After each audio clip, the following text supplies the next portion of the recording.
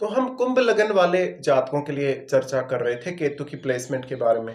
जब भी आपके कुंभ लगन के चार्ट में विभिन्न भाव में केतु स्थित होते हैं, तो आपको किस प्रकार के परिणाम केतु दे सकते हैं। इस वीडियो में फिफ्थ हाउस के लिए अब हम विचार कर रहे हैं। फिफ्थ हाउस में जहां मिथुन राशि में अगर आपके केतु स्थित हों, तो यहाँ अब आपके लिए केतु का प्रभाव कैसा रहेगा। देखिए, यहाँ बुध के घर में केतु स्थित होंगे और इस प्रकार का जो केतु रहेगा वो संतान के लिए उतना अच्छा साबित नहीं होगा। हालांकि आपको यहाँ अगर केतु को फॉलो करना हो तो आप ज्यादा बेहतर रिजल्ट प्राप्त कर सकते हैं। इस प्रकार का केतु है तो अकल्ट से संबंधित विषयों का ज्ञान प्राप्त करना आपके लिए काफी आसान होगा। आपके लिए तंत्र मंत्र या ज्योतिष वगैरह या अन्य जो भी इस प्रकार के विषय हैं उनके बारे में आप अच्छे से जानकारी प्राप्त कर पाएंगे। लेकिन यहाँ पर आपको डिसीजन लेते हुए हमेशा सावधानी रखनी होगी। काफी बार आप बहुत ज्यादा कंफ्यूजन में आ जाएंगे और आप जो अपनी प्लानिंग करेंगे उसको लेके भी काफी कंफ्यूजन में आ सकते हैं। यहाँ पे अब आपको ज्यादा से ज्यादा प्रैक्टिकल भी होना पड़ेगा पंचम भाव से रिलेटेड कार्यों में। इस प्रकार की केतु की स्थिति ये दिखाती है कि कहीं ना कहीं संतान के साथ आपकी उतनी ज्यादा अटैचमेंट नहीं रहेगी या संतान से जो आपकी अपेक्षाएं हैं वो आपकी पूरी नहीं होंगी। हालांकि यहाँ आपको बुध को और अन्य ग्रहों को भी देखना चाहिए जिनका संबंध भी यहाँ केतु के साथ बन रहा हो। स्पेशली जो ग्रह यहाँ केतु के साथ युति कर रहे हैं उनको भी। तो नॉर्मली हम ये बोल सकते हैं फिफ्थ हाउस में अगर केतु है तो जातक को काफी ज्यादा स्पेकुलेटिव बना देता है, काफी ज्यादा अनसर्टेनिटी देता है। जातक कोई भी निर्णय जब लेगा तो उसके कहीं ना कहीं एक जो थॉट है वो अनसर्टेनिटी वाली रहेगी और जातक कभी भी उतना ज्यादा कॉन्फिडेंस में नहीं आ पाएगा कि उसका जो प्लान उसने किया है वो सफल होगा या नहीं होगा।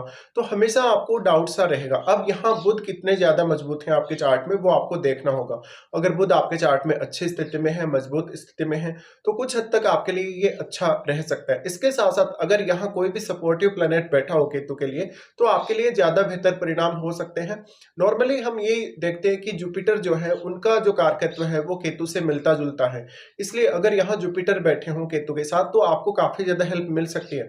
लेकिन यहाँ जुपिटर बैठने के केस में भी जुपिटर रेट्रोग्रेड नहीं होने चाहिए, क्योंकि कोई भी ग्रह जब भी केतु के साथ या राहु के साथ भी इवन अगर रेट्रोग्रेड होकर बैठा हुआ होगा तो ये ग्रह उस ग्रह पर अपना सर्वाधिक रूप से प्रभाव डाल पाएंगे। लेकिन इस केस में जब आप यहाँ केतु के साथ अगर बृहस्पति को देखते हैं तो बृहस्पति अगर यहाँ नॉर्मल स्थिति में या सामान्य स्थिति में स्थित हो तब आप अपने ज्ञान, अपने विवेक या बुद्धि का सही इस्तेमाल जरूर कर पाएंगे। साथ में आप यहाँ केतु को भी अच्छे से एक्सप्लोर कर पाएंगे। इसी तरीके से अगर यहाँ बुध भी स्थित हो साथ में केतु के तो भी आपको कहीं ना कहीं केतु को एक्सप्लोर करने में मदद मिल सकेगी। बट अगर यहाँ बुध रेट्रोग्रेड कंडीशन में आ जाए तो क्योंकि बुध अब आपके फोर्थ हाउस की तरफ मूव करेंगे और केतु का जो मोमेंट है वो भी आपके फोर्थ हाउस की तरफ है, तो यही आपको यहाँ समझना होगा कि अगर बुध रेट्रोग्रेड कंडीशन में हुए तो आपको ज्यादा परेशानी होगी, ज्यादा सोचना समझना पड़ेगा या ज्यादा अच्छे तरीके से एनालिसिस आपको करना पड़ेगा किसी भी विषय या किसी भी मामले में। इस प्रकार का केतु है तो मन में थोड़ा सा भय भी दे सकता है। लेकिन यहाँ आपको चंद्रमा को भी देखना होगा। वास्तव में चंद्रमा अगर आपके चार्ट में अच्छी स्थिति में है तो जरूर आपके लिए थोड़ा सा फेवरेबल रहेगा। अदरवाइज अगर राहु से प्रभावित चंद्रमा है आपके कुंडली में, शनि से प्रभावित है या केतु से प्रभावित है तो आपको थोड़ा सा सतर्क रहना चाहिए। इसी तरीके से ये फिफ्थ हाउस है वो आपके टैलेंट से जुड़ा है, आपकी क्रिएटिविटी और आपकी जो अन्य स्किल्स हैं जो आपको प्रकृति से मिली हैं उनसे जुड़ा है।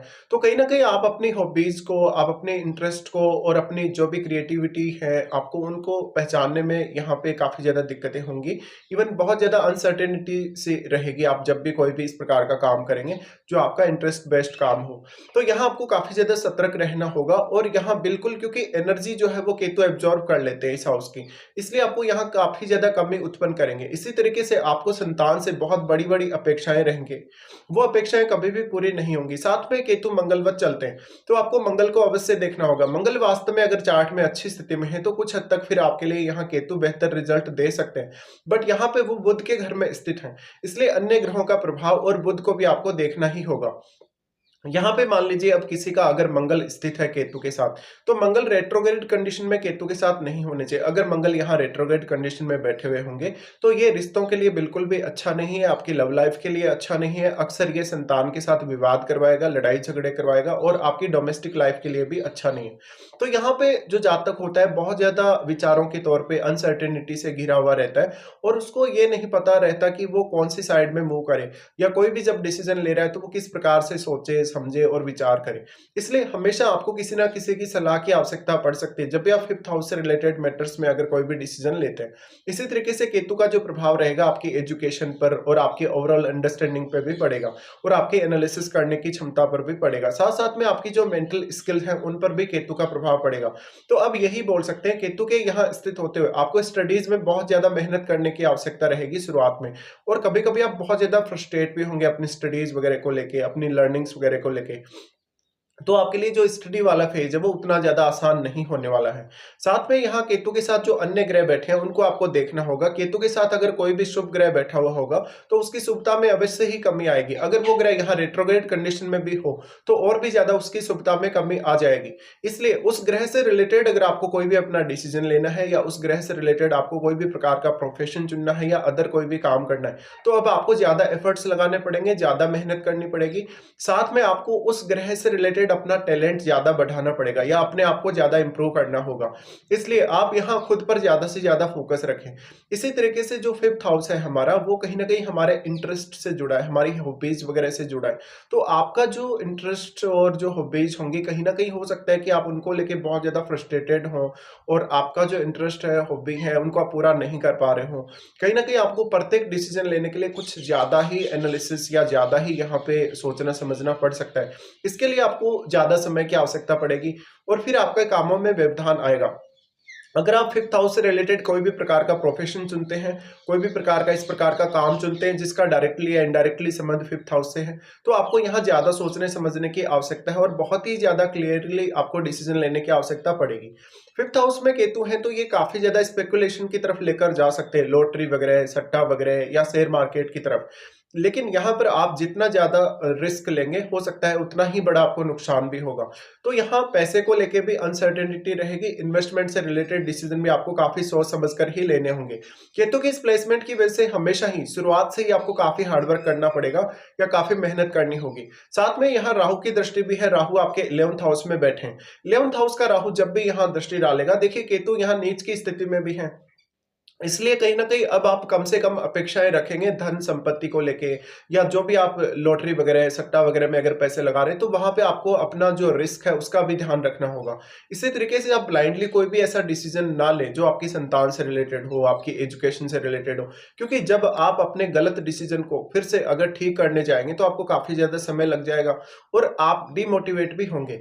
तो यहाँ केतु के साथ बैठे हुए ग्रहों और यहाँ बुध का जो महत्व है, बहुत ही ज़्यादा रहने वाला है। इसके साथ-साथ आपको यहाँ अपनी महादशा पर भी अवश्य विचार करना चाहिए। क्या वास्तव में आपको केतु की महादशा है, या केतु के साथ बैठे हुए ग्रह की भी महादशा अगर हो, तो उसमें भी आपको केतु का प्रभाव ज़रूर देखने को मिलेगा। अब यहाँ पे जो राहु का प्रभाव है, क्योंकि राहु 11th हाउस में बैठे तो उनका प्रभाव जरूर केतु पर पड़ेगा। लेकिन आपको यहाँ ये समझना होगा कि राहु का प्रभाव सीमित मात्रा में ही केतु पर पड़ सकता है, क्योंकि राहु और केतु के मध्य 180 डिग्री का एंगल बना हुआ, और वो एंगल हमेशा हर कंडीशन में बना हुआ ही रहेगा, वो कभी भी भंग नहीं हो सकता। इसलिए कहीं ना कहीं राहु का प्रभाव एक सीमा तक ही रहेगा केतु पर। लेकिन केतु के साथ जो बैठे हुए ग्रह हैं उन पर केतु का ही प्रभाव सर्वाधिक पड़ेगा, और अगर वो ग्रह रेट्रोग्रेड भी हो जाए तो उस केस में उन ग्रहों पर केतु का और भी ज्यादा स्ट्रांगली प्रभाव पड़ सकेगा। और क्योंकि केतु एक ब्लाइंड प्लेनेट है, जिनके पास बुद्धि नहीं है, विवेक नहीं है, सोचने समझने की क्षमता नहीं है, तो यहाँ पर आपको अब खुद से ही ज्यादा से ज्यादा एफर्ट्स करने होंगे इन जो क्षमता है उनको बढ़ाने के लिए। इसके साथ साथ जो भी प्लेनेट इनके साथ बैठेगा वो आपके चार्ट में अन्य कौन कौन से भावों का स्वामी है, उन भावों को देखिएगा। उन भावों से अगर आपको किसी भी प्रकार का गेन प्राप्त हो रहा है, फायदा मिल रहा है आपको रिश्तों को लेके, धन संपत्ति को लेके, तो कहीं ना कहीं उस फायदे को एक समय बाद आप त्याग देंगे या आप उसको एक्सेप्ट नहीं करेंगे। इसी तरीके से जो राहु का प्रभाव है, यहाँ पर राहु का प्रभाव जरूर सीमित है, बट राहु के साथ बैठा हुआ ग्रह, क्योंकि राहु से काफी ज्यादा मल्टीप्लाई हुआ है, राहु के प्रभाव की वजह से उस ग्रह का काफी ज्यादा मल्टीप्लिकेशन हुआ है, तो इसलिए कहीं ना कहीं आप ये बोल सकते हैं कि राहु के साथ बैठा हुआ ग्रह यहाँ ज्यादा प्रभाव डाल पाएगा केतु पर, और केतु के साथ बैठे हुए ग्रह पर भी वो ज्यादा प्रभाव डाल पाएगा। तो आपको राहु के साथ बैठे हुए ग्रह को देखना चाहिए और आपके चार्ट में वो कौन से भावों का स्वामी है, साथ में वो केतु पर किस प्रकार का प्रभाव डाल रहा है, केतु के साथ बैठे हुए ग्रह के साथ उसके संबंध किस प्रकार के, ये सब आपको चेक करना चाहिए। तो इस तरीके से आप यहाँ केतु को प्लान कर सकते हैं जब भी केतु फिफ्थ हाउस में स्थित होंगे।